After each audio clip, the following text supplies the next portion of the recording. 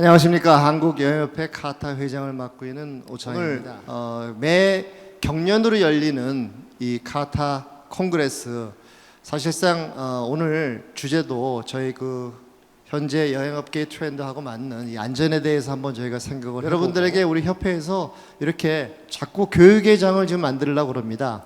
저희가 회계 또 노무, 저희가 특히 금년도에 이제 52시간 이런 부분이 이제 걸리기 때문에 노무 교육을 다음 주에도 해서 2차례 하고 있는데요.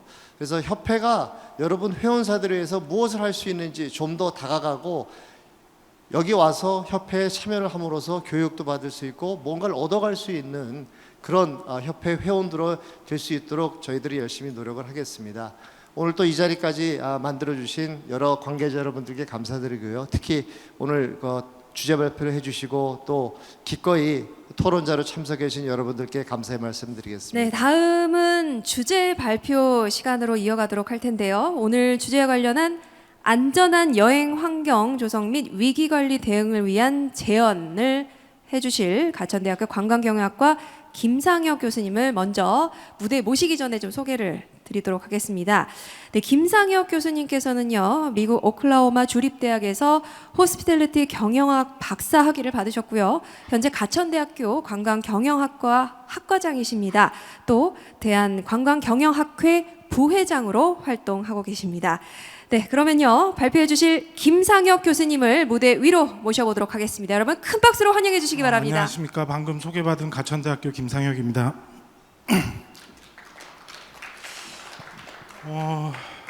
제가 이렇게 큰 자리인지 모르고 그렇게 이렇게 편안하게 생각하고 왔는데 업계에 굉장히 전문가분들과 학계에 계신 여러 전문가분들이 와 계셔서 감히 제가 이런 주제 발표를 해도 되나라는 생각이 들 정도로 그런 생각이 듭니다. 여튼 이 자리에 초대해 주셔서 너무 감사드리고요. 제가 오늘 준비한 주제는 재난 및 안전사고와 관광산업이라는 타이틀로 주제 발표를 하도록 하겠습니다. 네, 첫 번째 슬라이드인데요. 재난 및 안전사고와 관광산업이라 그래서 뉴스 신문기사 헤드라인들을 좀 따봤습니다. 2016년도 발생한 우리 경주 지진으로 인해서 지진 여파 지난해 경주 관광객 2015년보다 41만 명 감소. 그다음에 2017년 3월에 문제가 생긴 사드 배치로 인한 중국인 관광객 줄어서 여행 수지 적자. 또 작년에 발생한 산불, 강원도 산불로 인한 강원도 지역의 어떤 피해, 부정적 영향, 그다음에 얼마 전에 있었던 애석한 헝가리 유람선 참변, 이런 것들로 인한 해외여행 안전관리 대폭 강화해야 돼, 뭐 이런 신문기사 헤드라인들이 있었습니다. 이러한 얘기는 재난 및 안전사고 발생으로 인한 관광산업에 여러 부정적인 영향을 주고 있다는 미디어의 내용들입니다. 그러면 제가 이 주제 발표를 제의를 받고 나서 좀 생각을 해봤습니다. 뭐 어떤 식으로 그러면 주제 발표를 구성하고 또 주제 발표를 하면 될까라고 생각을 해봤는데요. 먼저 이 재난 또는 안전사고라는 것에 대한 정의를 좀 명확하게 하고 저희가 무엇인지 좀 이해를 하고 또 실제 사례로는 우리나라에 어떤 것들이 발생하고 있는지 어떤 것들이 빈번한지에 대한 것들을 좀 보고 난 이후에 그러면 이런 재난이나 안전사고로 인해서 발생되는 어떤 부정적 효과를 대응하기 위한 사전 사후 대응 전략에는 어떤 것들이 있는지에 대한 그 현황과 그 현황에 따른 문제점을 좀 제시를 하고요. 마지막 단계로서는 제가 생각하고 있는 그냥 간단한 커멘트 정도로 구성을 하면 좋겠다라고 생각을 했습니다. 그래서 첫 번째는 재난 및 안전사고에 대한 이해라고 해서 재난에 대한 정의인데요. 재난은 쉽게 얘기하면 어떤 개인이나 국가의 신체상의 어떤 또는 생명이나 재산상의 피해를 주거나 또는 줄 수 있는 어떤 예측하지 못한 계획되지 않은 어떤 사건 사고들을 얘기를 합니다. 그러면 이렇게 생각을 또 많은 분들이 질문을 합니다. 그럼 재난하고 안전사고는 뭐가 다릅니까? 라고 얘기를 하는데요. 국가안전처에서 재난이라는 것을 이렇게 정의를 하고 두 가지 카테고리로 분류를 했습니다. 하나는 자연재난, 하나는 사회재난입니다. 2014년 이전에는 자연재난, 사회재난, 인적재난 이렇게 세 개로 나누어져 있던 것을 두 개로 분류를 했고요. 자연재난이라는 것은 흔히 여러분들이 아시는 것처럼 뭐 태풍이나 호우, 대설, 뭐 눈이 많이 오는 것들, 황사 뭐 이런 것들을 얘기를 하는 것으로서, 다시 얘기하면 자연현상이 생각지 못하게 발생을 해서 어떤 신체상, 개인의 신체상이나 재산이나 또는 국가에 어떤 피해를 주는 어떤 사건과 사고들을 얘기하는 재해를 얘기를 하고요. 사회재난이라는 것은 화재, 붕괴, 폭발, 뭐 교통사고, 환경오염 등과 같은 것이 발생해서 어느 그 피해 규모 이상이 대통령령으로 정하는 그 규모가 이상 넘어서는 피해가 발생했을 때 이것들을 사회재난이라고 정의를 합니다. 그래서 보시면 우리가 흔히 아는 어떤 감염병에 관련된, 우리 사스나 메르스나 뭐 이런 것들에 관련된 병, 그 다음에 어떤 세월호 침몰 사고로 인한 어떤 피해 규모 이상의 것들, 이런 것들을 사회재난이라고 하고요. 안전사고의 개념은 사회재난에 조금은 보면 하위 개념으로서, 우리가 안전이라고 얘기하면 여러분들이 일반적으로 생각하는 것들은 뭐 부모님들이 자식한테 얘기하는 차 조심해라, 불 조심해라, 또는 여행을 갔을 때는 뭐 무엇을 조심해라, 또는 스노클링 할 때는 무엇을 조심해라, 이런 안전이라고 생각을 하는데, 이런 것들의 조금 상위 단계가 뭐냐면 생각하지 못한 일의 발생, 어떤 사고로 인해서 그것들이 피해를 주는, 어떤 개인이나 국가에 피해 주는 것들을 재난이라고 하고, 큰 의미에서 보면 국가안전처에서 정의한 내용으로 보면 여러분들이 일반적으로 생각하는 그런 안전사고는 사회재난에 포함된다고 보시면 될 것 같습니다. 그래서 앞으로의 제 발제 내용의 그 재난은 크게 자연재난과 사회재난, 그럼 안전사고는 사회재난에 속한다라고 생각하시고 들으시면 될 것 같습니다. 다들 아시는 내용이지만 재난이 발생을 하면 직접적인 피해, 간접적인 피해, 후속적인 피해, 이렇게 세 가지로 피해를 입기 마련입니다. 직접적인 피해는 우리가 흔히 아는 것처럼 재난 발생으로 인해서 인명 피해, 또 사람이 다친다거나 뭐 이렇게 사망한다거나 이런 문제, 또는 재산상의 문제도 있을 수 있을 것이고요. 관광산업 측면에서 보면 어떤 관광 이미지의 훼손이나 자원의 직접적인 훼손이 있을 수 있겠죠. 간접적인 피해는 그로 인해서 관광객들의 심리가 위축된다든지 여행 기피 현상이 생긴다든지 이런 것들이 간접적 피해고, 그로 인해서 후속적 피해는 단체 여행 취소 또는 개별 관광객이 감소하거나, 또 그로 인해서 관광지 상권에 어떤 부정적 효과가 있는 어떤 피해들을 후속적 피해라고 할 수 있을 것 같습니다. 그래서 우리나라에 발생한 재난에 대한 현황을 일단 좀 보시면, 자연재난입니다. 자연재난 같은 경우에는 대부분 2016년도 이전에는 대부분 태풍과 대설이었습니다. 뭐 비에 관련된, 호우에 관련된 내용들이 제일 많았고요. 태풍이 제일 많았는데, 이거는 매년 6월에서 9월 사이에 우리나라에 집중되어 있고, 그다음에 대설은 이 뭐 겨울철에 집중되어 있죠. 그리고 지진 같은 경우에는 사실 2016년 9월에 경주 지진이 일어나기 전까지는 사실 지진에 대한 것들이 큰 어떤 자연재난의 큰 요소가 아니었습니다만, 2017년, 2016년, 17년 계속해서 지진이 발생함으로써 이 지진이 관광산업 전체에 주는 영향이 커서 제가 한번 뽑아봤습니다. 피해 사례인데요, 다 아시는 내용인데, 태풍이 발생을 하면 직접적인 피해는 어떤 재산상이나 인명상의 손실이 있고요, 후속적인 피해는 그로 인해서 어떤 관광객 취소, 그다음에 관광객 감소, 이런 문제들이 있습니다. 태풍 미탁 예를 제가 이렇게 들어놨고요. 다음은 지진인데요, 지진 경주 사례를 좀 뽑아봤습니다. 경주 지진이 2016년에 일어나고 나서 직접적인 피해는 인명피해 같은 경우에 부상 23명, 이재민 111명, 그다음 피해액 같은 경우, 피해액과 복구비 같은 경우에는 어떤 유실되거나 훼손된 어떤 시설 피해는 9,368개소, 피해액은 110억 원, 복구비는 145억 원 정도의 부정적인 효과를 나타냈고요. 후속적 피해를 보시면 경주의 월별 관광객 수가 그 2016년도에 6월, 7월, 8월 이 피크 시즌에 보면 굉장히 증가하고 있었습니다. 근데 9월 달에 지진이 일어나고 나서 거의 마이너스 50% 정도의 감소를 보이는 막대한 부정적인 효과를 보였습니다. 다음은 사회재난인데, 우리나라에 발생한 사회재난 이 현황들을 보시면 대부분 북한 이슈가 많습니다. 아무래도 저희 이 관련되어 있는 여러 가지 민감한 이슈들로 인해서 북한 이슈가 많고요. 감염병이라고 하면 사스, 신종 인플루엔자, 메르스 뭐 이런 거, 경제 위기로 보면 이거 다 2000년 이후에 우리나라에 발생한 사회재난과 자연재난을 말씀드리고 있는 거고요. 정치적인 거는 최근에 있는 뭐 17년 사드 배치, 그다음에 2019년 8월에 있는 한일 무역 분쟁, 이런 것들이 관광 산업에 큰 부정적 효과를 주고 있는 어떤 사회적 재난에 속한 것들입니다. 그 어떤 특징들을 보시면 횟수나 빈번한 걸로 보면 북한 이슈가 가장 많고요. 감염병이나 정치적 이슈는 이 발생을 하고 나면 그 지속 기간이 다른 어떤 사회적 재난보다 좀 길다라는 특성을 보이고 있고요. 지금 최근에는 사드 배치와 한일 무역 분쟁과 같은 정치적 문제가 진행 중이고 그 부정적 효과가 크고 지속되고 있다라는 것입니다. 사례들입니다. 감염병 사례를 가지고 사스하고 메르스를 가져와 봤는데요. 2013년도 사스 발병하고 난 이후에 급속도로 3월, 4월, 5월, 3월에 발병하고 나서 3월, 4월, 5월에 28.6%, 39.4%에 이르는 전년 동월 대비 급작스러운 감소세를 보였습니다. 물론 3개월 이후에 회복세를 보이고는 있지만 관광산업에 미치는 그 부정적 효과는 굉장히 컸었고요. 2015년도에 발생한 메르스 같은 경우에도 보면 그 6월 달에 전년도 외국인 입국자 월 입국자를 보면 120만 명에서 60만 명으로 줄어버렸습니다. 전월 동월 대비 반토막이 났고요. 그다음에 중국 단체 관광객 비자 발급 건수도 거의 반토막 이상 70% 정도 마이너스를 보였습니다.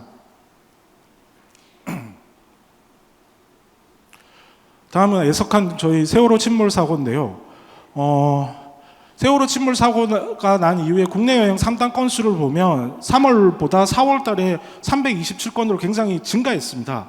이게 여행을 많이 가기 위해서 상담을 한 게 아니라 여행 취소에 따른 위약금, 해지, 청약 철회 이런 것들을 물어보기 위한 게 대부분을 차지하는 상담이었습니다. 그로 인해서 그 밑에 내용을 보시면 여행 취소 추이인데요. 4월 17일부터 5월 31일까지 거의 한 달 2주, 한 달 반 정도 기간 동안 취소 건수는 465건, 그 취소 금액은 한 17억 원 정도 됐었고요. 특히 직접적인 그 도착지였던 세월호가 가려고 했던 도착지였던 제주도 같은 경우에 보면 내국인 관광객은 마이너스 15% 정도 감소를 했고 단체 관광객은 마이너스 88.7%. 그다음에 수학여행객 같은 경우에는 거의 전멸입니다. 199.9% 취소였습니다. 정치적 이슈 관련해서 사드 배치 한한령 그 사례를 가져와 봤는데요. 3월에 사드 배치되고 나서 감소세가 계속해서 38.9%, 36.9% 큰 감소, 급격한 감소를 보였다가 그 4월부터는 그 감소세가 유지되고 있는 정도고요.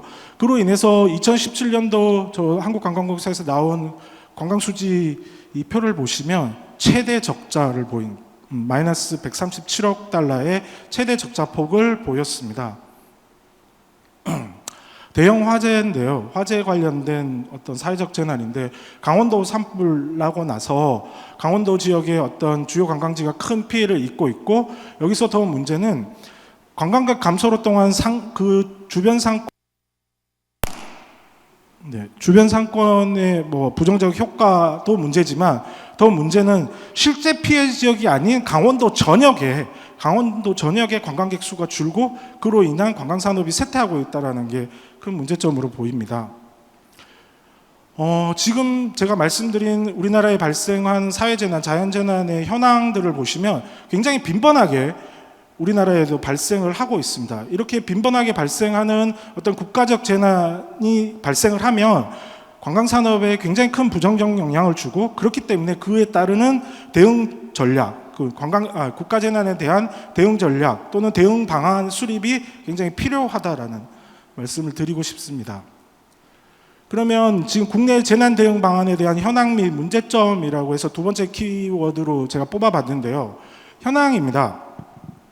재난 및 안전관리 체계는 기본적으로 안전행정부에서 주관을 합니다. 재난 및 안전관리 기본법에 근거해서 국내 재난 대응이 이루어지는데요. 구체적인 어떤 개별적인 자연재난 형태 또는 사회적인 재난이 발생을 하면 거기에 맞는 개별법들이 수립돼 있고 그래서 그거에 맞는 법에 따라서 저희가 관리를 하는 것으로 되어 있습니다. 국무총리가 5년마다 그 국가안전관리계획 기본계획을 수립을 하고요. 여기서 어떤 문제점이라고 제가 다음 키워드에 뽑아놨는데 각 재난 유형별로 주관 부서가 다릅니다. 여기서 나와 있는 재난 및 안전관리 기본법에서 보시면 어떤 재난의 유형에 따라서 주관 부서가 달라서 뒤에 말씀드리겠지만 관광산업에 관련되어 있는 재난이 발생했음에도 불구하고 문화체육관광부가 주관 부서가 아닌 것들이 굉장히 많습니다. 그래서 각 재난별로 재난주관기관이 재난을 대응하고 있고요. 국가적 차원의 어떤 대응이 필요한 경우에는 중앙재난안전대책본부를 구성을 해서 관리를 하고 있습니다. 그러면 관광법제도상의 재난 및 안전관리 체계를 보시면 관광진흥법상에서의 재난 및 안전관리에 대한 구체적인 시행령 및 시행규칙이 제대로 작성되어 있지 않습니다. 진흥법에서 안전에 명시된 산업은 여행업, 유원시설업, 숙박시설업, 우리 흔히 아는 숙박업 같은 경우에는 다중이용 건축물 법령에 따라 안전관리가 시행이 되고요. 그렇기 때문에 관광산업의 안전관리는 관광법제도의 통합적인 안전관리가 이루어지지 않고 있고 각 개별법에 따라서 관리가 되고 있습니다. 이러한 현황을 바탕으로 제가 몇 가지 문제점을 뽑아봤는데요. 재난이 발생을 하면 그 각 재난 유형에 따라서 앞서 말씀드린 바와 같이 재난관리 주관기관이 분산되어 있습니다. 예를 들면 관광버스 교통사고가 나면 문화체육관광부의 주관이 아니라 국토부입니다. 예를 들면 항공기에 문제가 생기고 사고가 나면 국토부가 담당을 하는 주관부서가 됩니다. 그 다음에 풍수해 이런 자연재난이 발생하면 소방방재청이 주관부서가 되고요. 해외재난이 발생을 하면 외교부가 주관부서가 됩니다. 이렇게 보듯이 어떤 관광에 관련되어 있는 문제가 아니라 재난이 발생함에도 불구하고 주관기관이 문화체육관광부가 아니라 각 주관기관이 따로 있다라는 그래서 문화체육관광부의 제한적인 안전관리 역할을 하는 것들이 첫 번째 문제점이 아닐까 제가 생각을 해보았습니다. 두 번째는 그러면 관광산업 내에서의 재난을 대비한 어떤 대비 및 대응 체계가 잘 갖추어져 있느냐를 확인해 보았습니다.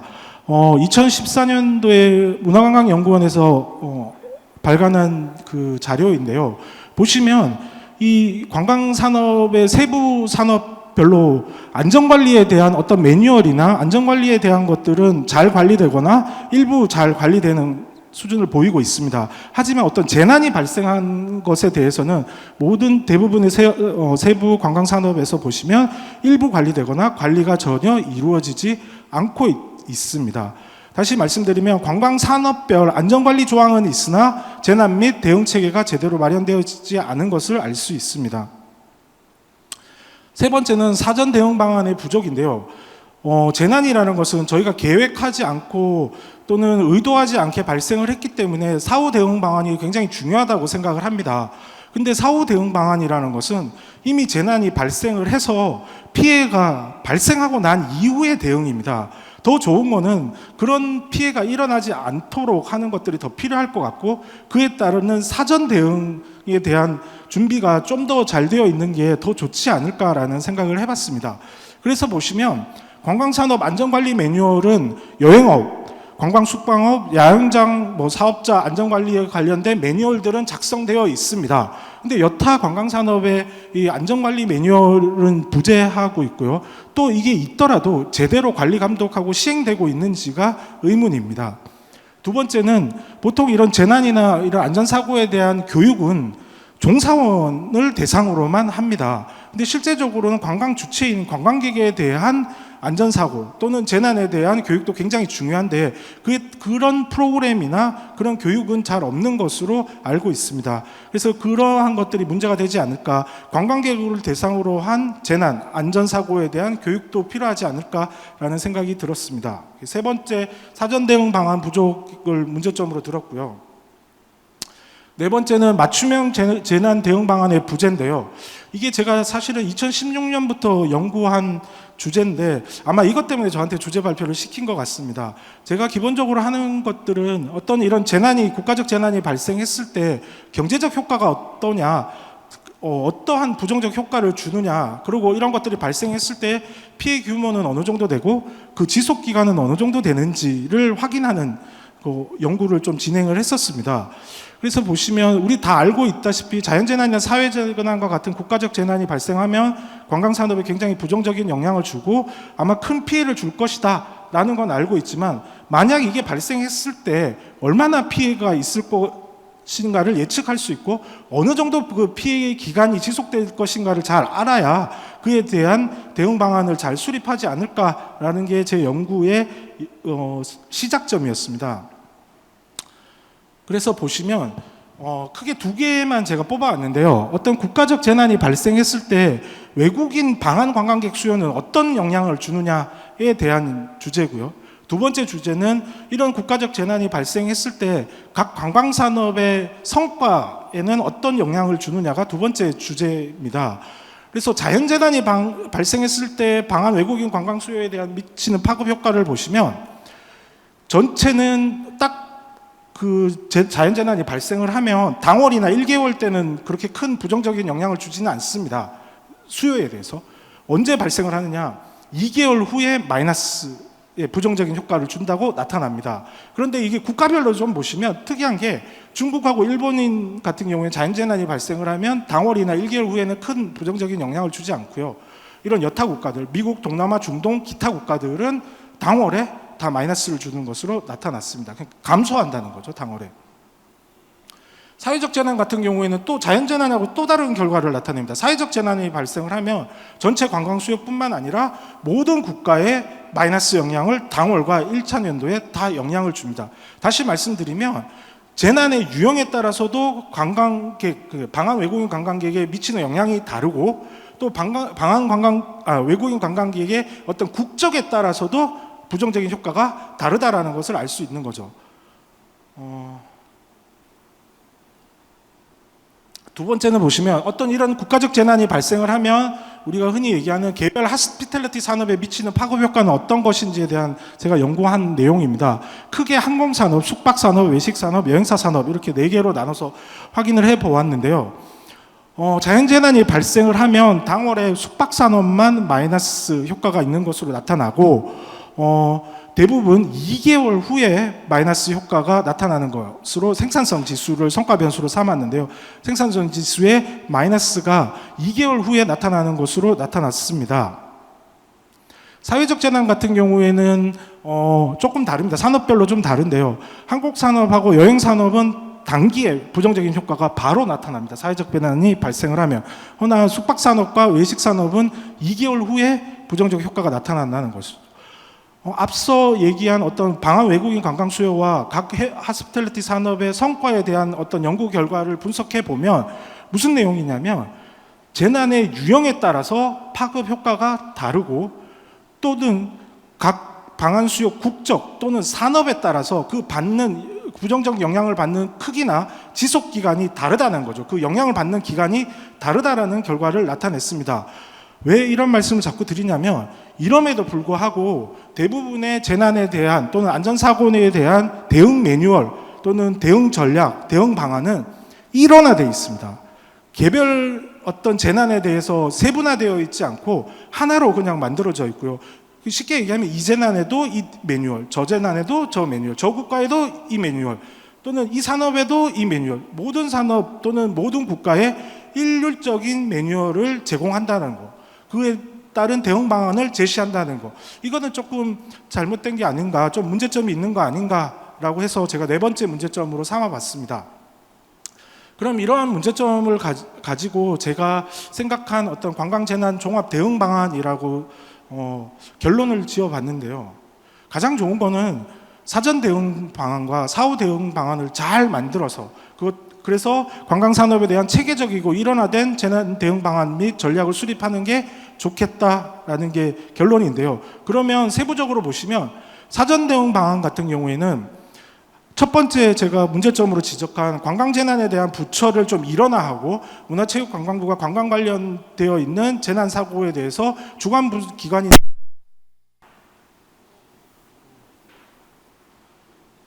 그만하라는 얘기 사인을 너무 세게 주신 것 같은데 빨리 그만하도록 하겠습니다. 더 있다가는 재난이 일어날 것 같습니다.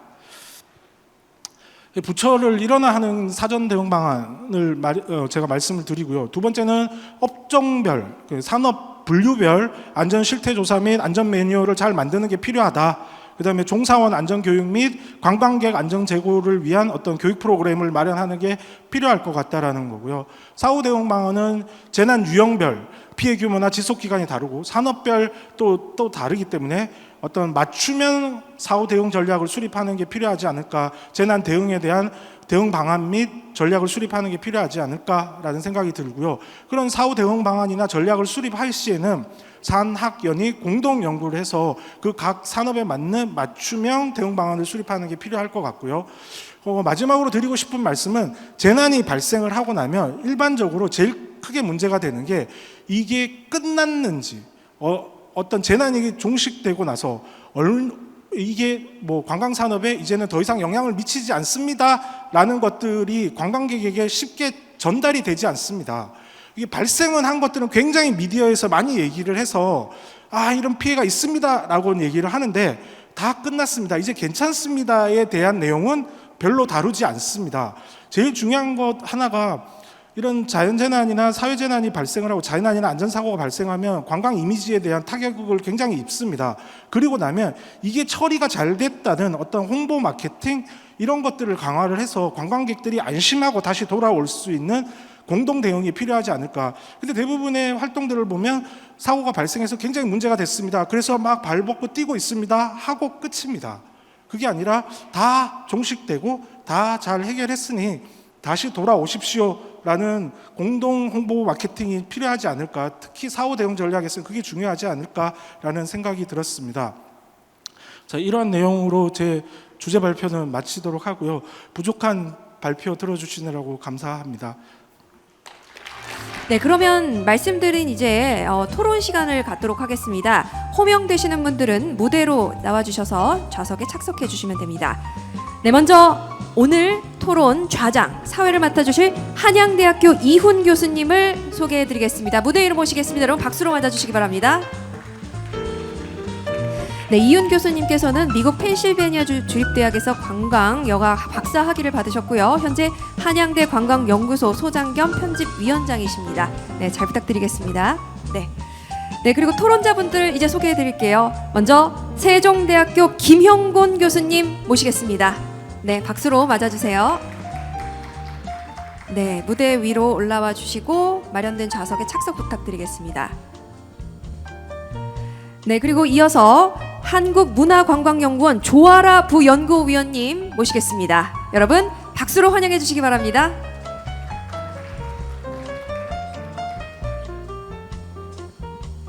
네, 그리고 다음 업계 대표로 토론해 주실 분들인데요. 타이드스퀘어 윤민 대표이사님 모시겠습니다. 여러분 박수로 맞아주시기 바랍니다. 네, 그리고 주식회사 하나투어 김진환 상무님도 모시겠습니다. 여러분 박수로 맞아주시기 바랍니다.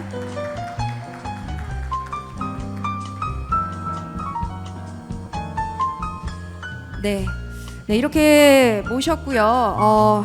오늘 주제 발표해 주실 김상혁 교수님도 무대 위로 함께 자리해 주시면 됩니다. 박수 다시 한번 부탁드리겠습니다. 예, 안녕하세요. 이렇게 좋은 자리에 초대해 주셔서 고맙습니다. 오늘 두 분의 굉장히 좋은 발표를 들었습니다. 특히 존 콜도프스키 교수님께서 굉장히 좋은 많은 데이터들을 가지고 거시적인 측면에서 세계와 아시아 그리고 한국이 어떻게 관광이 성장하고 있고 향후에도 그 가능성들을 굉장히 잘 긍정적으로 전망을 해주셨습니다.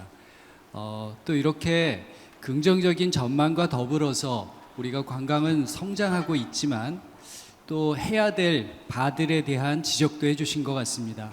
조금 더 정교한 데이터와 정교한 추세 분석 그리고 과학적인 기법에 의해서 관광을 이제 연구하고 또 사업에도 활용해야 된다라고 하는 제시점을 해주신 것 같습니다. 또 한 가지 측면은 이렇게 관광은 상당히 많은 부분에서 성장을 하고 있는데 그럼에도 불구하고 늘 다양한 재난과 위기에 봉착을 하기도 합니다. 어떤 것은 관광 산업이 잘못했다기보다 지금까지 한국 관광 산업에서의 많은 위기들은 실제로 통제 불가능했던 재난에 의해서 발생했던 문제들이 굉장히 크다고 생각합니다. 오늘 그런 설명을 김상혁 교수님께서 잘 설명해 주셨습니다. 특히 자연 재난에 의한 것들, 또 사회적 재난에 의한 것들에 의해서 우리에게는 위험의 요소들, 안전의 요소들이 발생을 하고요. 이런 것들을 어떻게 우리가 관리해 나가느냐에 따라서 관광의 위기 대응 능력이 한층 더 높아질 것이라고 생각을 합니다. 또 발표를 하시면서 좋은 제안을 했습니다. 늘 우리가 재난에 직면했을 때는 굉장히 급하게 빠르게 대응을 합니다. 다소 당황도 하지만 처리 능력을 굉장히 잘 대처를 해왔다라고 생각합니다. 그런데 실제로 그러한 재난들을 잘 처리하고 어떻게 극복했느냐가 정리되지 않았던 것이죠. 실제로 재난 이후에 그 백서를 발간을 해서 어떻게 극복하고 또 어떤 점에 부족했는지를 잘 정리한다면 이후의 재난에서도 우리는 조금 더 지혜롭게 또 빠르게 대응을 할 수 있었을 텐데 이런 점들은 그동안 우리가 미처 하지 못했던 아쉬움이라고 생각합니다. 오늘 이 포럼을 통해서 앞으로 여행 산업 또 관광 산업들이 이런 재난에 잘 대책하는 방안들을 모색해야 될 것이라고 생각합니다. 오늘 토론에 앞서서 한 가지 이런 재난에 대해서 오늘 또 조아라 박사님 같은 경우는 일본의 사례들을 좀 잘 얘기해 줄 텐데요. 일본은 어떤 면에서는 우리에게 늘 경쟁 국가이고 또 아쉬움도 많은 나라이지만 배울 거는 또 배워야 되는 그런 국가 중에 하나가 아닌가 생각합니다. 예를 들어서 동일본 지진과 쓰나미가 났을 때 앞으로 일본은 관광으로서는 가능성이 없겠구나라는 생각을 했습니다. 그 이후에 엄청나게 많은 관광객 수 또 관광의 산업들이 하락하는 그런 추세들을 보였는데요. 그 이후에 대대적인 마케팅 활동을 통해서 극복을 하고 최근에는 오히려 관광의 성수기를 맞이하고 있죠. 3천만, 4천만의 관광객의 목표를 세울 정도로 한국을 오히려 압도하는 그런 굉장한 숫자들을 보이고 있습니다.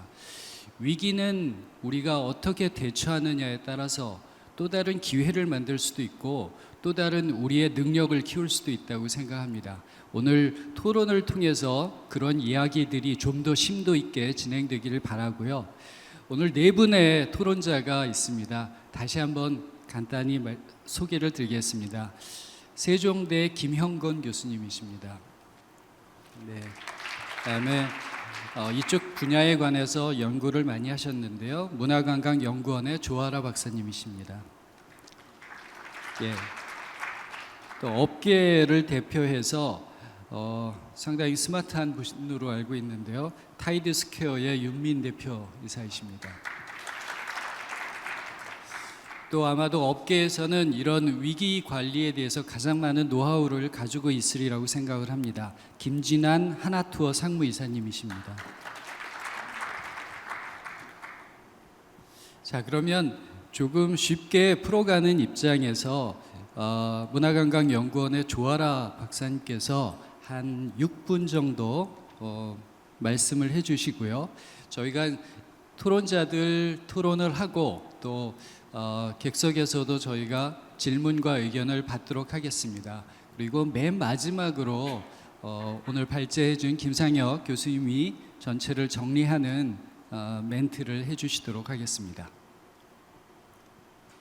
네, 안녕하세요. 문화관광연구원의 조아라입니다. 제 이름이 두 번째였기 때문에 두 번째 순서가 아닐까 했었는데 역시 예상을 뒤집어 엎어주시네요.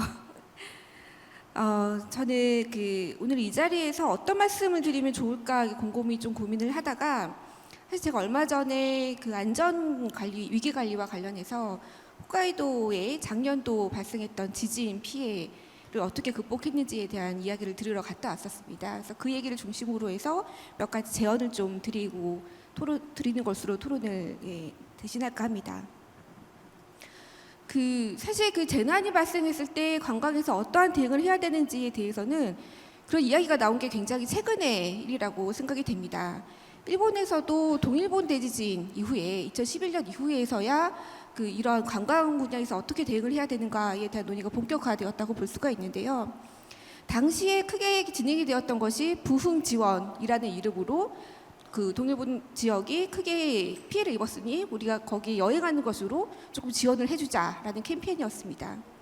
근데 이러한 캠페인이 구마모토 지진이 발생했을 때 좀 정착되어서 부흥 할인 제도라는 이름으로 정리화됩니다. 제도화됩니다.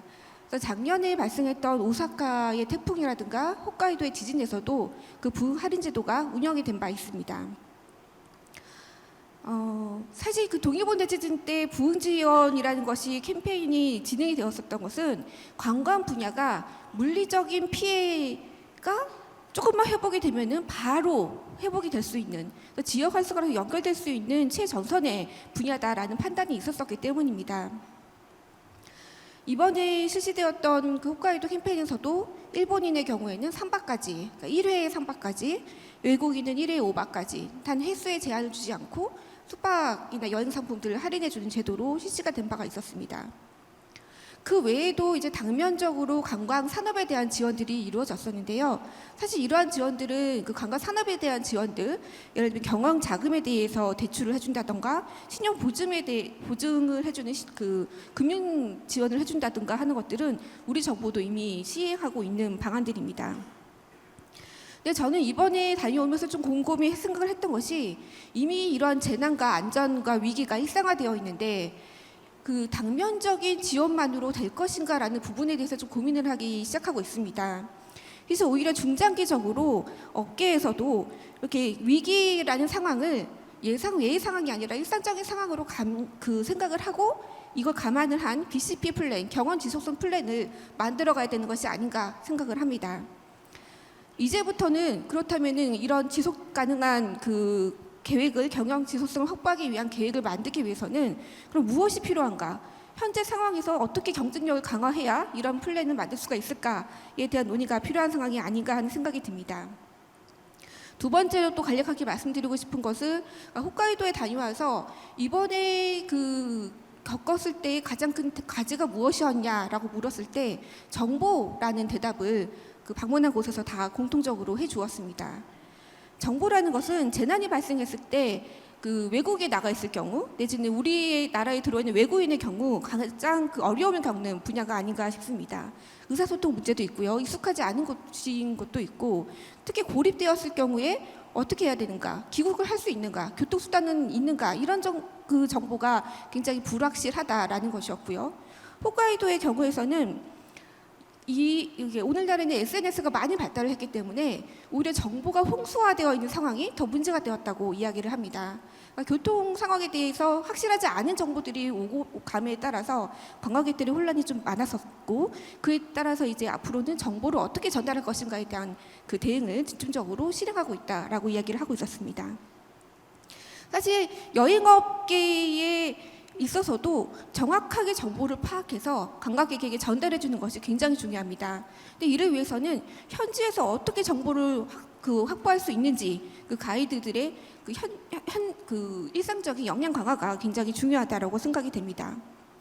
한편으로는 FIT 관광객 같은 경우는 단체 관광객과 다르게 가이드 분들이 없기 때문에 이 사람들을 대상으로는 어떻게 정보를 전달할 것인가, 이것은 정부의 과제가 아닌가 생각이 됩니다. 그래서 제가 마지막으로 좀 드리고 싶은 말씀은 아까 교수님도 말씀을 하셨지만 어떻게 보면 위기 관리에 대한 사전 교육 같은 것들이 조금 업계에서 정리화되고 보다 정교화되었으면 하는 바람이 있습니다. 정교화라는 것은 어떻게 보면 경험들을 좀 집적을 해서 서로 공유할 수 있는, 그래서 그냥 일상적인 위기 관리가 아니라 우린 이러이러한 사례에서 이렇게 극복을 했다라는 식의 사례 중심으로 좀 전달이 되는 그 방안들이 있으면 좋겠다는 생각이 들고요. 다들 바쁘십니다. 오프라인 교육으로 하면은 착산율이 굉장히 저조할 것 같아서 이것을 어떻게 온라인화해서 좀 접근성을 쉽게 할 수 있는 방안이 없을까 하는 것도 좀 고민이 필요한 부분이 아닌가 생각이 듭니다. 예, 제가 말이 너무 길었습니다. 네, 고맙습니다. 네. 관광객에게도 정확한 정보를 전달해 주는 것이 필요하다라는 이야기가 잘 와닿는데요. 결국 그 얘기는 기업과 고객 간의 신뢰를 형성을 잘 하고 그 신뢰가 형성돼야 그 위기 상황에서도 우리가 잘 극복할 수 있는 것이 아닌가라는 생각이 듭니다. 예, 이어서는 우리 윤민 대표님께서 한번 드러내 주시기 바랍니다. 예. 사실 이 안전 문제라는 게 굉장히 중요함에도 불구하고 언제나 저희 이 업에 있는 사람들도 항상 그냥 수면 아래서 좀 생각을 하고 있는 것 같아요. 그래서 오늘 굉장히 좋은 계기가 된 것 같고요.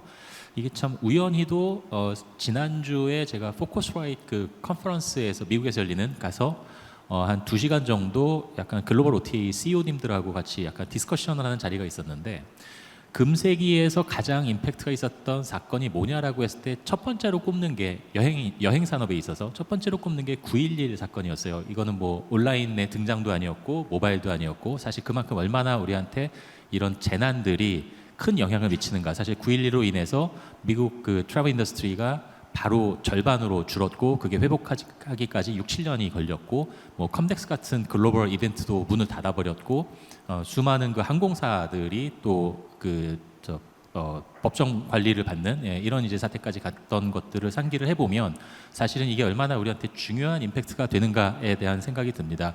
사실 미국에서도 사실 그런 그 재난이 있을 때 국가적으로 트래블 인더스트리 자체를 굉장히 좀 관리를 많이 해줬던 것 같고 그때 당시의 사례를 얘기를 들어보면 사실 이게 놀랍게도 그런 그 안전 보안 관련된 재난이 있었음에도 불구하고 TSA 시큐리티 체크를 물론 가볍게 하는 게 아니라 얼마나 스피디하게 만들어서 사람들을 더 스무드하게 그 경험을 줄 수 있는가에 대한 많은 연구와 투자들을 진행을 하기도 했고 또 동시에 비자 웨이버 프로그램을 조금 더 적극적으로 실시하는 그런 정책을 펴기도 했고 그래서 어떤 국가적인 그 대응도 굉장히 잘 하지 않았나.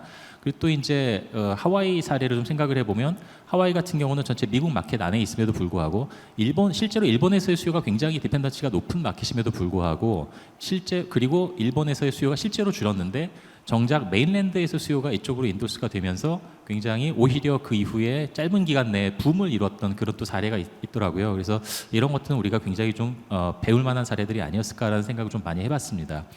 두 번째로 그 자리에서 이제 이런 것들이 이런 재난이 있을 때 물론 9.11은 완전히 다른 문제지만 항상 미디어가 너무 앰플리파이를 한다. 아까 그 발표에서도 계속 나왔던 얘기들인데 미디어가 재난이 나왔을 때 크게 한번 뻥 터뜨렸다가 그 다음에는 이게 어떻게 가고 있는지 실제로 그게 프로블럼이 솔빙이 되는지 아니면 그게 어떤 특정 지역에 어떤 영향을 미치는지에 대해서는 사실은 접근들이 굉장히 부족하다는 거죠. 그런 측면에서 저도 굉장히 아까 말씀 주셨던 부분들에 대해서 동의를 많이 하고 약간 이제 이거 극단적인 예를 들어보면 제가 사실 오늘 딱 생각이 난 건데 제가 원래 신혼여행을 제가 인도를 좋아해서 인도를 가려고 그랬었어요.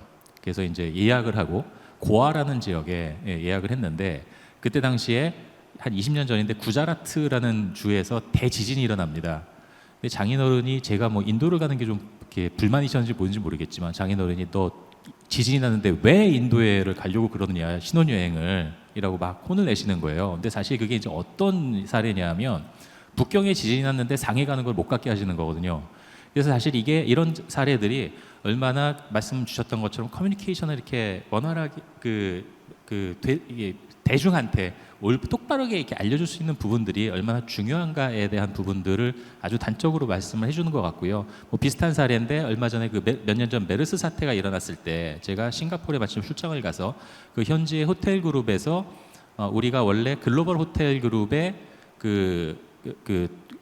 컨퍼런스를 이번에 서울에서 열기로 했는데 정말 서울을 가도 괜찮은 거냐라고 저한테 물어보더라고요. 사실 그 시점은 이미 상당 부분 메르스가 거의 끝나가는 시점이었는데도 불구하고 저한테 그런 거 물어서 괜찮다, 올 수 있다, 지금 이런 상황이다라고 설명을 해줬음에도 불구하고 결론적으로는 캔슬을 해버리는 그런 사례도 제가 접근을 봤습니다. 예, 이런 것들을 봤을 때 이게 이 미디어를 우리가 어떻게 활용을 하느냐, 특히나 지금처럼 소셜 미디어가 이렇게 발달된 상황에서 우리 업계에서 어떻게 대응을 할 수 있느냐에 대한 부분은 굉장히 좀 생각해 볼 부분일 것 같습니다.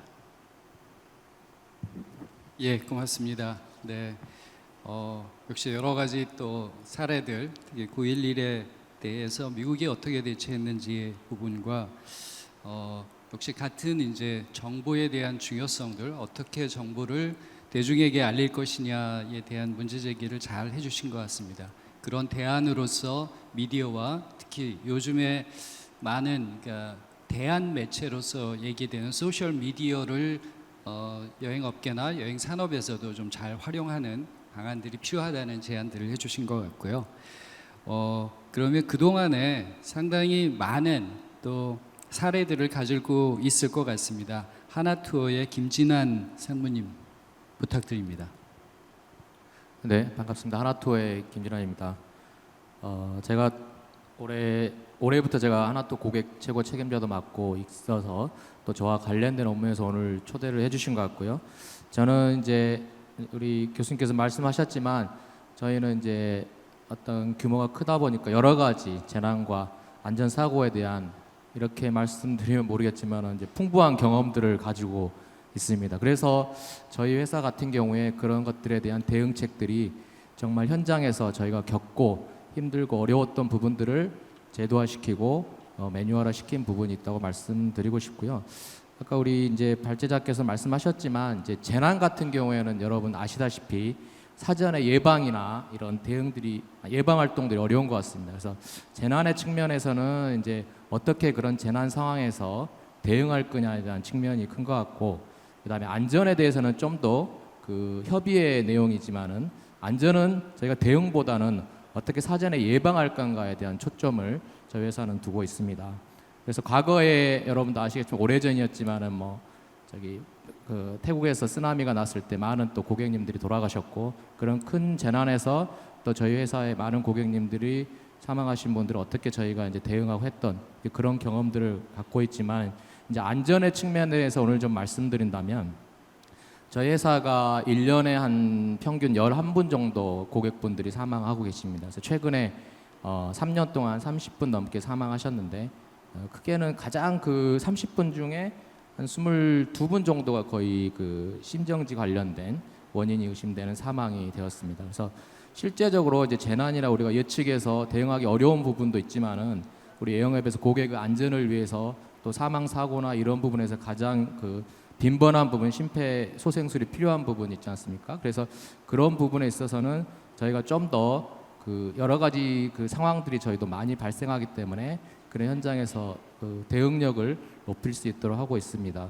그래서 특별히 그래서 저희가 올해부터는 우리 전 임직원들이 심폐소생술 교육을 이제 받기 시작했습니다. 그래서 저희 대표이사부터 시작해서 직접 강의장에서 그 몇 시간 동안 직접 모형을 가지고 실습을 하고 또 그 이론적인 교육들을 받고 있습니다. 그래서 저희 하나투어 임직원이 한 2,500분 계시는데 한 10월까지 저희가 한 1,100명 정도의 우리 임직원들이 교육을 받았고요.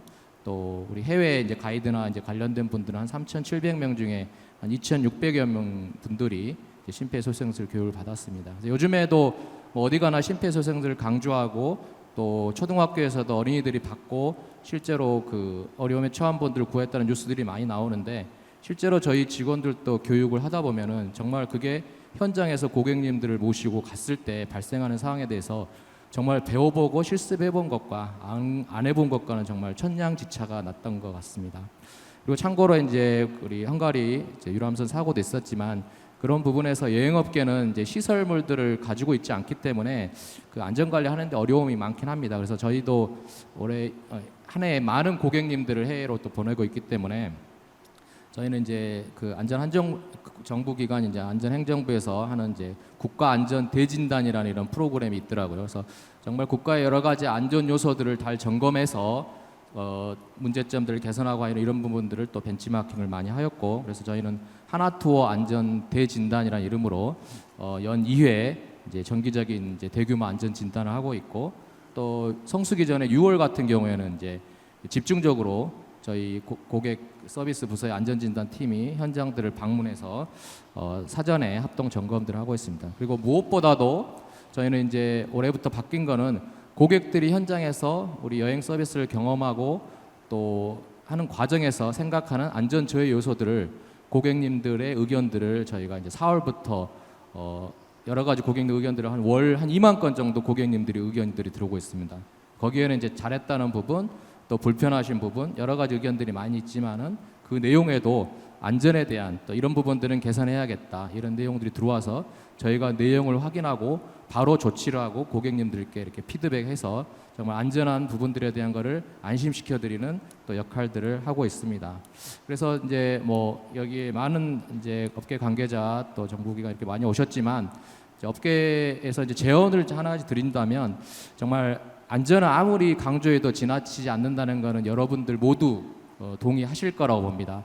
하지만 이제 기업 입장에서 안전에 대한 담보 조치를 하고 예방 활동들을 하고 하는 데 있어서 많은 비용이 들어가는 것은 사실입니다. 그래서 여행업계도 이제 어렵고 관광업계 어려운 상황에서 그래도 이렇게 안전에 대한 비용들에 대해서는 정부 차원에서도 어떤 과감한 세제 혜택이나 이런 부분들이 주어진다면 좀 더 그 안전에 대한 많은 투자나 이런 것들이 이루어질 것 같고요. 참고로 저희가 이제 전 직원들 심폐소생술 교육하는 데 있어서 강사들이 매우 부족했습니다. 그래서 심폐소생술 협회나 이런 데서 지원받아서 하기에는 또 비용도 많이 들고 그래서 저희 자체적으로 올해 10명의 강사들을 공식 인증 강사들을 심폐소생술 협회로부터 인증받은 강사들을 자체 양성해서 직원들을 교육하고 있습니다. 그러니까 이러한 부분들도 정부에서 좀 세제 혜택이나 지원들을 많이 해주신다면 좀 더 우리 여행업계가 고객 안전을 담보하는데 도움이 될 것 같고 마지막으로 말씀드리는 거는 이제 여행업계에서 저희 같은 이제 대형 여행사도 있지만 중소업체도 많습니다. 이제 이런 여행업계들이 함께 이런 안전사고에 대응할 수 있는 부분들도 이제 개인정보 같은 경우에 카타에서 이제 전체적으로 많은 역할을 해주시는데 이런 부분에서도 우리 또 회장님이나 카타에서 같이 코업을 해주신다면 저희도 그런 부분에서 언제든지 같이 저희가 가지고 있던 그 어떤 경험 또 노하우 또 이런 매뉴얼들을 함께 공유해서 우리 여행업계가 함께 상생할 수 있도록 또 기여할 수 있도록 하겠습니다. 네, 감사합니다. 예, 고맙습니다. 예, 역시 풍부한 사례와 하나투어는 그래도 자체 내에서의 이런 안전교육, 특히 심폐소생술을 교육을 하고 있는 것들은 굉장히 인상 깊은 사례라고 생각이 됩니다. 그 임실에 가면은 911 안전센터라고 하는 곳이 있는데요. 저도 대체로 이제 화재가 나거나 자동차에서 안전벨트를 맨다거나 이런 것들이 얼마나 중요한지는 그냥 들어서 얘기를 들었지만 실제로 여기 가서 그런 상황들을 그대로 모형을 놔두고 한번 체험을 해본 적이 있습니다. 또 자동차가 실제로 안전벨트를 매고 나서 돌아가는 그 것들을 실제로 체험해 보니까 정말 엄청나게 다르다라는 걸 느꼈거든요. 텍스트로 배우는 것으로는 사실은 완전한 것들을 배울 수는 없다고 생각을 하고 정말 실습이 필요한 게 아닌가 그런 생각을 합니다. 그리고 이런 실습에 관해서는 개별 기업들도 있지만 특히 이제 중소여행사들 같은 경우는 국가적 차원에서 이런 실습을 할 수 있는 그런 센터를 좀 조성을 하고 거기에서 실제적인 교육을 받을 수 있도록 만드는 것도 향후에는 많이 고려해 봐야 될 그런 사항이 아닌가 생각을 합니다. 오래 기다리셨는데요. 김영건 교수님은 마지막 또 전체를 잘 정리해 주실 것 같아서 끝으로 이렇게 순서를 정했습니다. 세종대 김영건 교수님은 굉장히 여러 연구들을 많이 하시면서 또 진지한 연구를 해서 상당히 좋은 그 학계에서 아주 명망 있는 그런 교수님이십니다. 이야기를 들어보도록 하겠습니다. 네, 안녕하세요. 저는 뭐 어떤 현상적인 이야기보다는 좀 이 재난과 관광이라는 그 현상의 어떤 본질적인 문제에 대해서 좀 두 가지 정도 이야기를 좀 드리고 싶습니다. 첫 번째는 좀 거시적인 차원에서 보면 재난이란 것을 우리가 과연 항상 부정적으로만 봐야 될 것인가, 라는 좀 의문을 좀 던지고 싶습니다. 아까 뭐 동일본 쓰나미 사례도 말씀을 드렸지만 이 산업이라는 것이 항상 혁신과 변화가 필요하죠. 그런데 항상 그 현상 유지에 대한 동인이 훨씬 더 강하게 작용을 하기 때문에 변화가 쉽게 일어나지 않는 측면들도 많이 있습니다. 그런데 이제 이런 재난 같은 경우가 발생했을 때 그게 하나의 변화와 혁신의 동인으로서 작용할 수 있다라는 것이죠.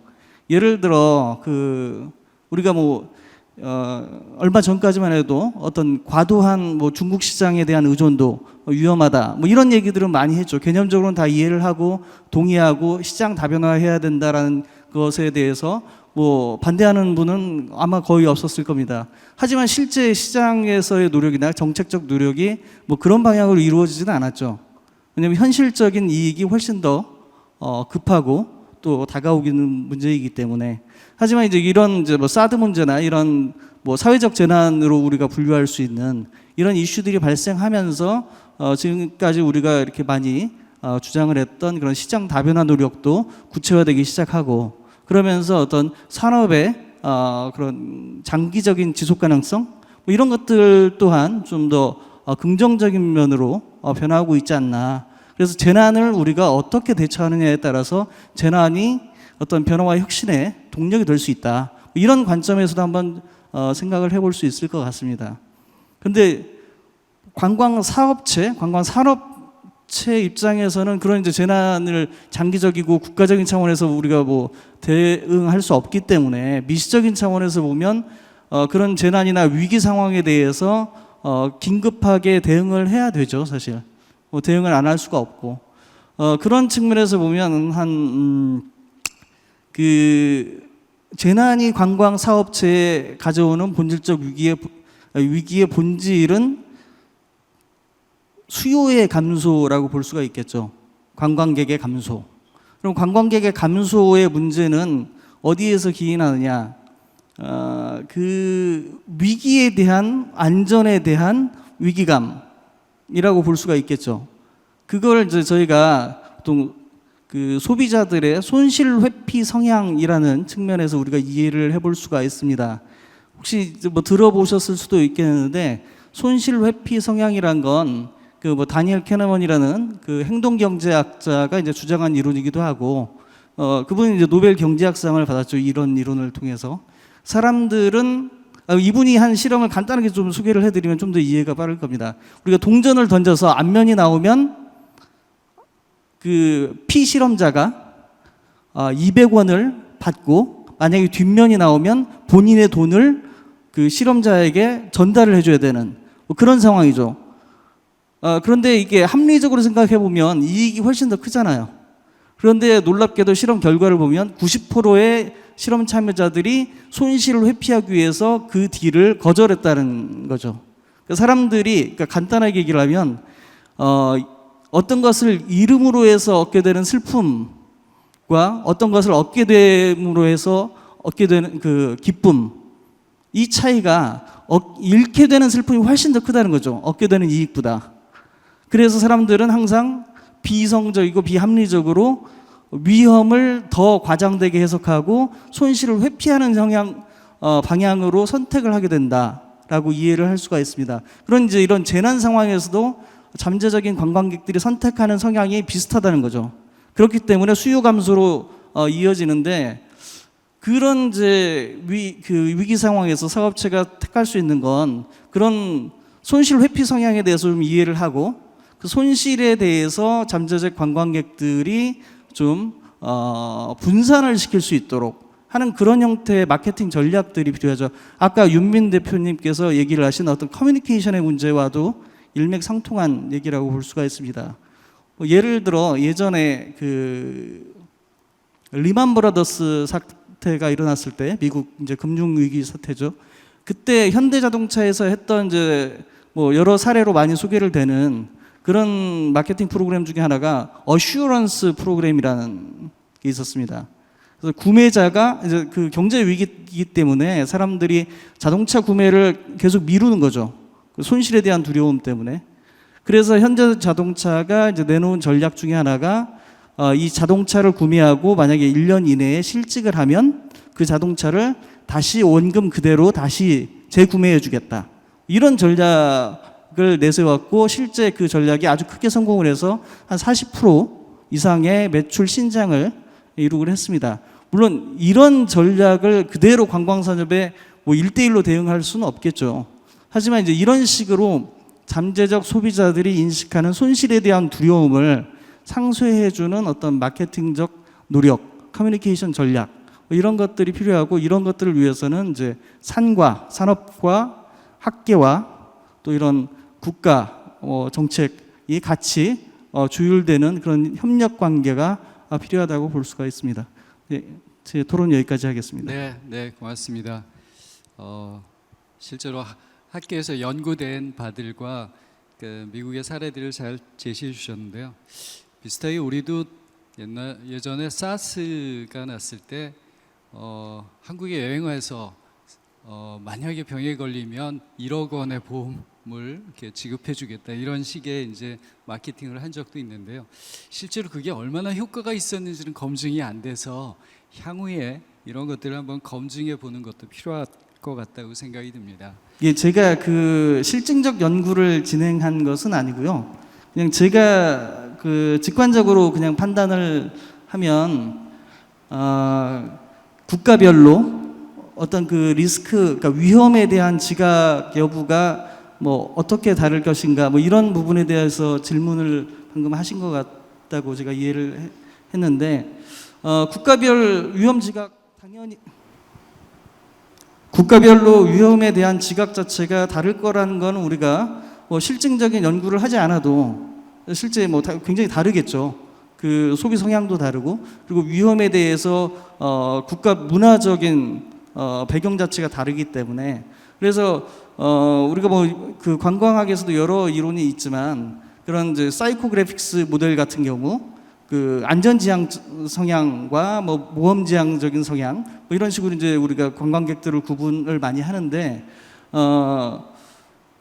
글쎄요, 저희가 이제 그런 어드벤처 투어리스트라고 보통 부르는 모험 관광객들이 많이 있는 그런 지역 그리고 그런 특정한 계층들에 있어서는 이런 아까 위험 손실 회피 성향이 덜 나타날 것이라고 우리가 짐작할 수 있고 그런 안전지향적인 그런 관광객들 같은 경우는 그런 손실 회피 성향이 좀 더 훨씬 극대화되어서 나타날 수가 있겠죠. 그래서 예를 들어 패키지 투어리스트 같은 경우들이 보통 우리가 얘기를 하는 안전지향적 관광객이라고 분류를 많이 하지 않습니까?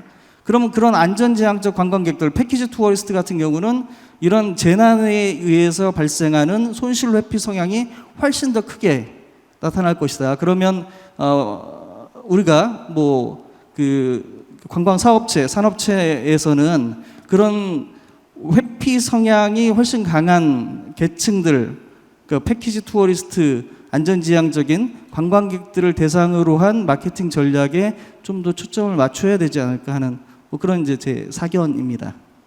네, 예, 고맙습니다. 김상혁 교수님도. 네, 그 제가 아까 발제한 그 국가재난 발생했을 때 국적별 외국인 관광객 인바운드 수요 변화의 내용을 보면 뭐 지금 그 디테일한 왜 그런지에 대한 어떤 직관적인 현상학적인 설명은 김영건 교수님이 잘 해주신 것 같은데 결과를 보면 좀 다르게 나와 있거든요. 예를 들면 자연재난 같은 경우에는 전체 관광객으로 봤을 때는 별 영향을 주지 않다가 2개월 후에 부정적인 특히 자연재난 같은 경우에 그게 무슨 얘기냐면 제가 이렇게 유추해본 제 논문에서 결론으로 쓴 내용은 뭐냐면 자연재난 같은 경우에 중국인이나 일본인 관광객 같은 경우에는 당월이나 1개월에는 그렇게 부정적인 영향을 주지는 않습니다. 그에 반해서 미국이나 뭐 웨스턴 국가나 또는 기타 중동 그러니까 쉽게 얘기하면 한국과 거리가 좀 많이 떨어져 있는 국가에서 오는 관광객들은 당월에 다 취소를 합니다. 사회적 재난 같은 경우에는 워낙 뉴스에서 그 이슈를 많이 설명하기 때문에 모든 국가에서 당월부터 부정적인 영향을 미치는 것 같고 예를 들면 자연재난 같은 게 뭐 태풍이나 뭐 지진 뭐 이런 거 같은 경우에는 그 주변 국가인 중국이나 일본 같은 경우에는 한국을 그 웨스턴 국가나 미주 지역이나 중동 지역에 있는 관광객보다 훨씬 잘 알고 있고 이해하고 있기 때문에 자연재난에 대한 반응은 좀 다르지 않나. 그에 비해서 웨스턴 국가나 미주 지역이나 중동 지역이나 아니면 기타 국가로 되어 있는 그 국가들에서 오는 관광객들은 아무래도 한국에 대한 정보가 좀 부족하기 때문에 큰 재난이 일어났어, 자연재난이 일어났어 이러면 당월부터 취소하는 그런 성향을 보이지 않나라고 제가 유추해서 결론 부분에 쓴 것은 있습니다. 교수님들하고 그다음에 연구 박사님들하고 그다음에 하나투어 그다음에 윤민 대표 얘기 잘 들었는데요. 저희가 궁금해하는 거는 뭐냐면 물론 자연재난이든 어떤 사고가 발생했을 때 물론 거기에 대한 방문객이나 관광객이 급증하고 물론 우리나라도 마찬가지고 해외도 마찬가지입니다. 우리나라의 그 경주 지진이 일어났을 때하고 강원도 산불 났을 때하고 또 해외에서 또 아까 삿포로 그 지진 예를 들고 이렇게 하셨는데 그러면 그걸 그 모든 안전 조치가 그러니까 이 구조 작업이 끝난 후에 그다음에 거기에 방문객들이 어떠한 조치로 인해서 방문객들이 어떻게 변해 왔다는 그런 데이터들이 지금 자료들이 있나요? 우리나라 예를 들자면 경주 지진 난 후에 이미 지진이 다 끝나고 뭐 여진도 계속 이어지고 했겠지만은 그 후에 조치 취하고 어느 정도 안전 조치를 취하고 난 다음에 경주의 관광객들이 어떤 조치로 인해서 어떻게 변해가더라 방문객이 더 늘어가더라는 그런 자료들을 가지고 있나요 혹시? 우리 업계에서 원하는 건 그런 자료인 것 같아요. 네. 제가 조금 답변을 드리면 제가 재난 관련해서 연구를 할 때 기존 문헌들을 좀 많이 찾았거든요. 보면 전무하다고 보시면 돼요. 뭐만 있냐면 국가정책기관에서 나오는 내용들은 이런 재난이 발생했을 때 그 당시에 피해가 얼마나 되더라. 그 다음에 이러한 각각 개별 재난에 대해서 이러한 위기 대응 방안 또는 전략을 수립하면 좋더라 이고요.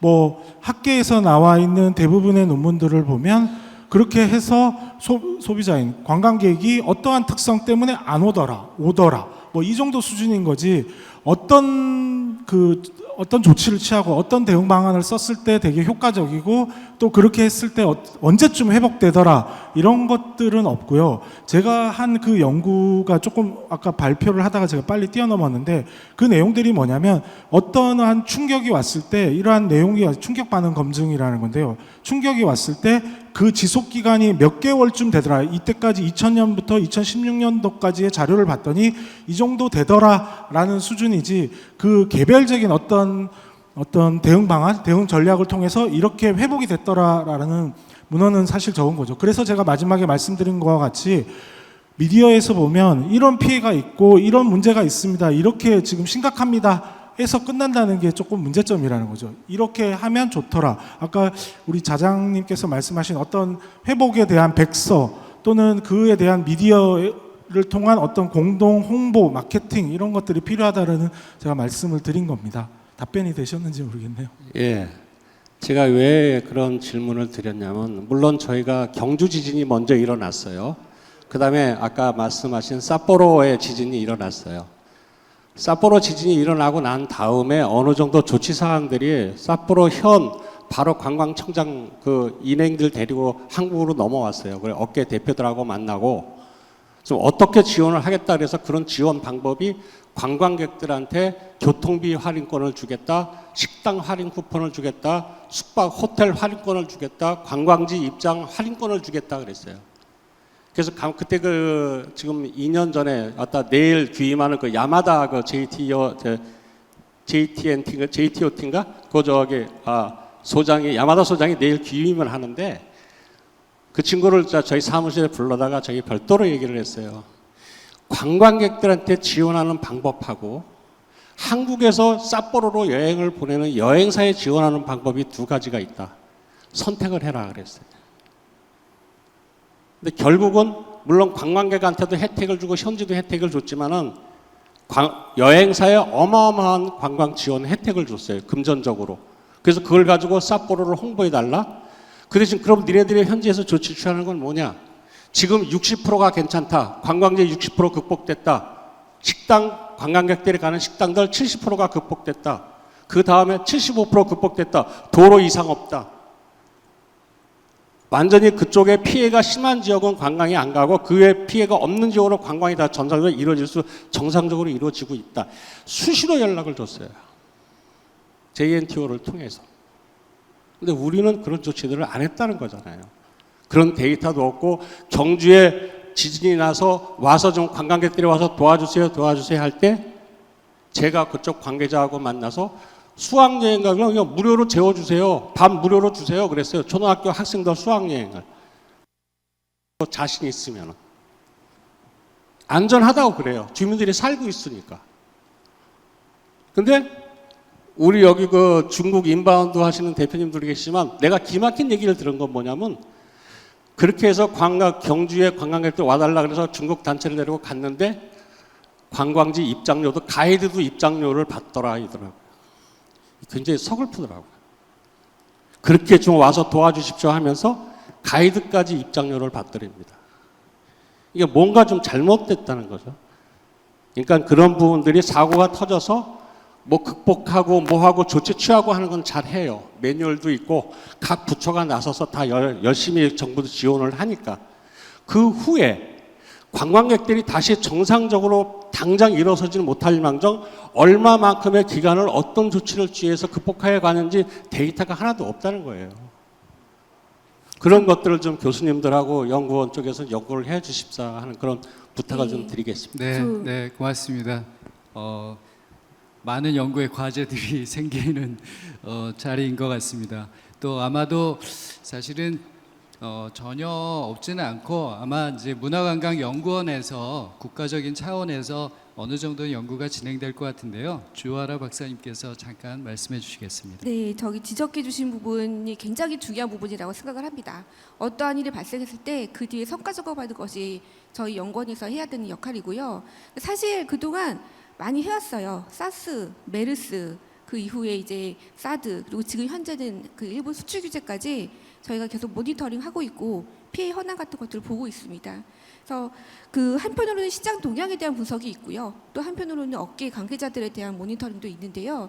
그런 그 이야기를 듣는 자리에서 지금과 같은 말씀들을 많이 해주시는 게 도움이 될 것 같습니다. 그래서 오늘 해주신 말씀을 저희가 또 받아들여서 적응을 해 가도록 하겠고요. 근데 그 사실 굉장히 그 뭐라고 할까요? 수학여행 같은 경우는 일본에서도 회복이 안 되는 부분 중에 하나라고 또 얘기를 하더라고요. 왜냐하면은 그 대표적인 지역 중에 하나가 우수산에서 2000년에 화산 분화가 일어났습니다. 근데 그 우수산에 있는 토야크 지역이 수학여행으로 유명한 지역입니다. 근데 분화가 일어난 다음에 관광시설들은 다 복구가 됐는데 종합병원 하나가 이전을 해버렸어요. 근데 수학여행 같은 경우는 병원이 없으면 들어가질 않습니다. 일본은. 그래서 수학여행이 아예 이게 들어오지 못하게 되는 그런 경향들이 있기 때문에요. 근데 사실은 이런 경험들 하나하나가 다 대응해야 되는 그런 분야들입니다. 그래서 이러한 경험들을 알려주시면은 저희가 또 차후에 그 이야기들을 또 전달해 드리도록 하겠고요. 정책 수립하는데 열심히 반영을 하도록 하겠습니다. 네, 고맙습니다. 오늘이 재난과 안전에 대한 이슈라서 우리가 굉장히 실감나는 그 자리에 있는 것 같습니다. 지금까지 이제 두 분의 발제가 있었고요. 그다음에 토론이 있었습니다. 오늘 또 좋은 질문들을 해주셨다고 생각을 합니다. 이 재난과 위험 또 안전 이런 이슈들은 그동안 우리가 그렇게 중심에 놓지는 못했다라고 생각합니다. 그리고 앞으로 이제 이런 부분에 있어서는 정부의 역할도 굉장히 중요하고 또 많이 연구를 해야 될 것도 굉장히 많다고 생각하고요. 또 우리 업계가 같이 의견을 다 모아서 어떻게 우리 사회가 공동으로 대응해야 될지에 대한 전반적인 의견 조율들이 필요하다고 생각하고 오늘 이제 많은 이야기가 나왔는데 가장 중요한 거는 재난에 예방하는 것 그리고 재난이 난 이후에도 그것에 대한 경험과 노하우 데이터들을 잘 정리해서 이후에 어떻게 우리가 대응할 것인지에 대한 지혜를 잘 모아두는 이런 정책들이 필요하다라는 생각을 합니다. 향후에 오늘 나온 이야기들은 또 조아라 박사님을 통해서든 또 문화체육관광부 또 협회 같이 힘을 모아서 잘 의견들을 전달을 하고 또 우리 KTO에도 이런 사업들을 벌여나갈 수 있도록 저희들도 같이 힘을 써서 조언을 하도록 하겠습니다. 오늘 같이 참가해 주신 발제자, 토론자 그리고 객석에 계신 모든 분들께 감사드리면서 이것으로 저희 종합 토론을 마치도록 하겠습니다. 고맙습니다.